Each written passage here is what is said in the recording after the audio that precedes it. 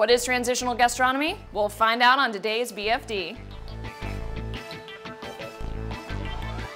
So earlier we went on a foraging tour with Pascal who taught us that fresh, natural food may be easier to come by than what you might think. So today, Pascal's wife, Mia Wasilevich, who is a chef and a food stylist and also a forager of her own, is going to cook us a fresh, fully foraged, fully sustainable meal that we found all in our backyard. Let's go check it out. So Mia, thank you so much for setting us up. You are so welcome. This is like the hookup. I think we should eat some food. Yeah. This is some honeydew melon and some cucumbers and a little bit of jicama. So how time-consuming and labor-intensive would you say eating fresh all the time like this is?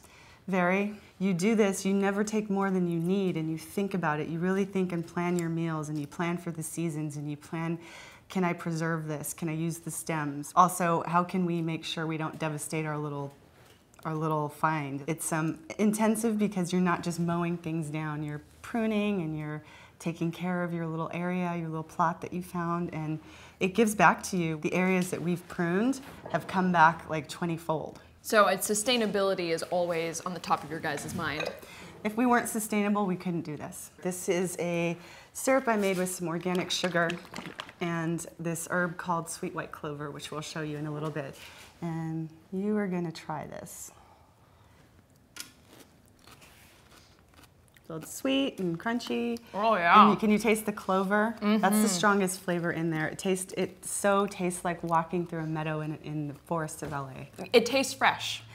Most people have this in their yards. You also don't usually cook with electrical appliances as well. If we're home experimenting, Pascal and I do a wild food lab, then we'll try to use all of our grinders or the ice cream maker that takes like an hour to churn, just to see what the real cost or the real labor involved with food is, from start to process, from sourcing the food from the land to making everything from scratch to cooking everything off-grid means. It's a labor of love, and you appreciate that food. Yeah. Let me tell you, you do. I imagine. When we forage and then we cook, it's like getting one of those boxes on Top Chef or something. We don't know what's going to be in the box, so we open it and that's what you get. I mean, smell them, crush them, are amazing. There's some, this was the wild sages and mugwort. And let's use all these herbs. Pascal made a beer with the herbs. So we're going to use the herbs and beer, and we're going to braise some lamb shank in it.